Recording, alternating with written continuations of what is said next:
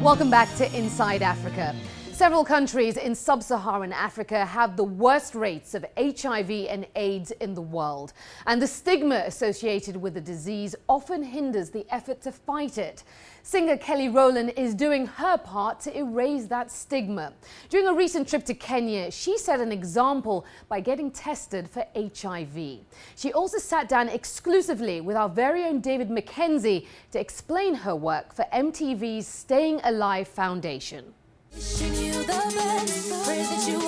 burst onto the scene as one member of the global mega group Destiny's Child, one of the best-selling female groups of all time. And then sassy Kelly Rowland showed the world she could go it alone and still go to #1. Now she's stepping out in Kenya in the name of AIDS awareness, the 2008 ambassador for MTV's Staying Alive Foundation. The foundation works globally to empower and support the youth to stop the scourge of AIDS. So this star is getting an HIV test in a country where the disease and the stigma thrive, where people often hide their status, afraid their community will shun them. You could take a situation like having HIV and think of it as a disability and think of it as, you know, something that is going to bring you down. But I've met kids and young people that are just so inspiring. They inspire me. If we get one line, it means our results are negative. In turn, she hopes to inspire them, sitting down with a counselor to get an HIV test like any Kenyan would to know their status. Many Kenyans are afraid of getting tested because the results could jeopardize their relationships with each other or at work. Why is it important to get an HIV test here in Kenya? For me, knowing your status is glamorous because then you get to carry that with you and you get to make sure that you protect yourself. And I want to be an example.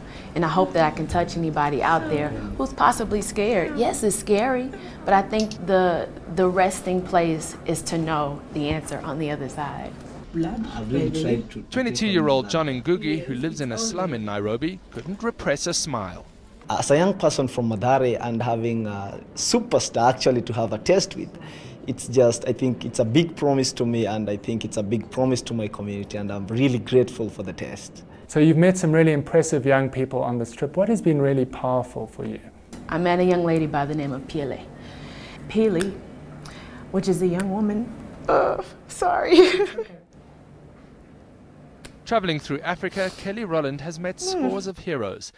Since Georgina Nakitali found out she has HIV, she says she has faced constant stigma. But now she helps the Staying Alive Foundation to spread the message of tolerance. I feel honored, first of all, someone traveling all the way to come to Kenya and listening to our problem. And yet we have people here who are like, they're too busy to even listen to our problems. Our government is not really, you know, they're not really seeing us as important people in the community, but they're seeing us burdened. In her new role, this star is listening to the burden of others and trying to preach a message. It's killing us as people. And I think above anything, these numbers aren't changing. And the more I get involved, you get involved, everybody out there gets involved, and hopefully we can see a change, a big change. A change that, like her music, will hopefully stick in the mind of her fans. David Mackenzie, CNN, Nairobi. As David mentioned, Kelly Rowland is a special ambassador for MTV's Staying Alive Foundation. She has also teamed up with MTV, Spinvox and Facebook to present the Stand By What You Say campaign. It encourages young people to speak openly about sex, health and HIV/AIDS. To share your opinions and learn what others right around the world are saying, just go to standbywhatyousay.com. There you'll learn how to leave a voice message which will be converted to text and posted on the site. More than 12 million children in sub-Saharan Africa are estimated to be AIDS orphans. Up next, a new award-winning documentary tells the story of a South African orphanage where music is lifting spirits.